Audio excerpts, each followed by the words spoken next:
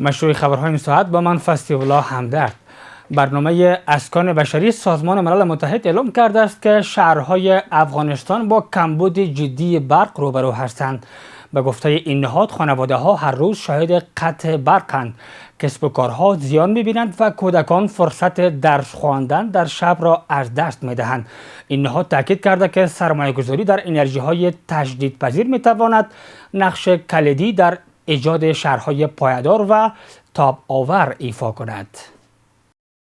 محمد صادق نماینده ویژه پاکستان در امور افغانستان در چهارمین نشست منطقه‌ای درباره افغانستان که به میزبانی تهران برگزار شده بود حضور یافت. او در این نشست بر لزوم رسیدگی به نگرانی‌های اسلام آباد درباره هراس افغانی تاکید کرد و گفت پاکستان از تلاش‌ها برای تقویت صلح، توسعه و امنیت در منطقه حمایت می‌کند.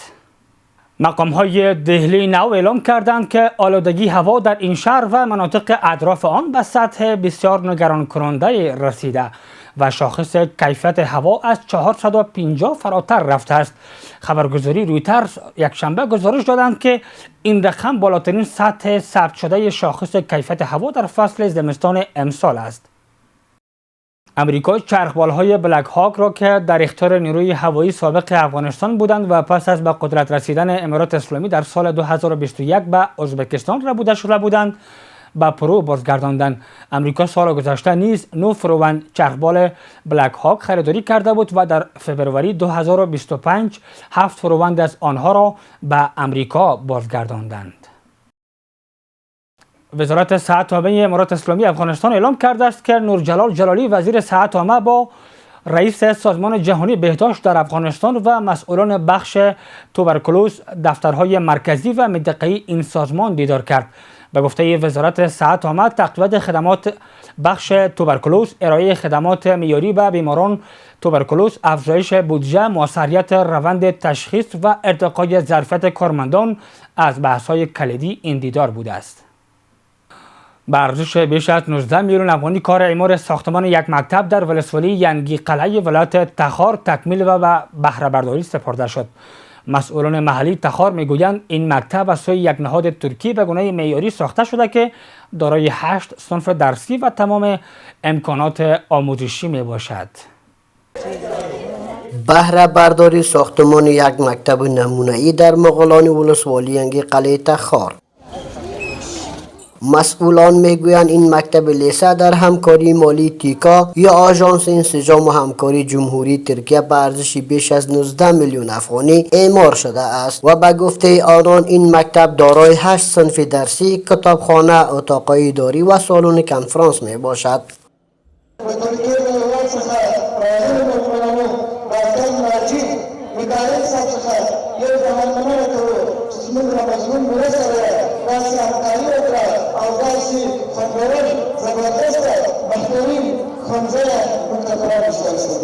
در عین حال والی تخار ضمن قدردانی از همکاری کشور دوست ترکیه میگوید که امارت اسلامی قدردانی کشورهایی است که در راستای ثبات، آبادی و پیشرفت کشور تلاش میکنند.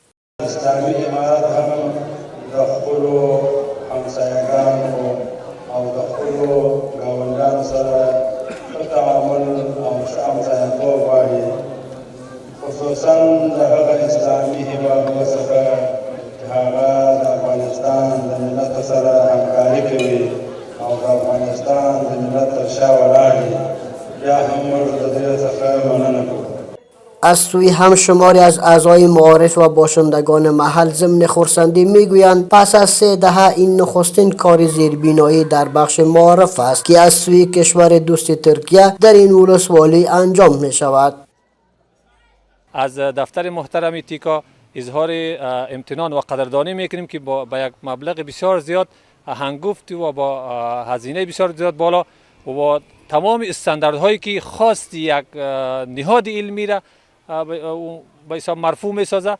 تمام شاگردان زیر سقف یک تعمیر خرابه زندگی میکردند، درس میخواندند، لحاظا جای خوشحالی است. دیگه هیچ نمیتونم با کدام زبان از کشور دوست ترکیه تشکری و سپاسگزاری بکنیم.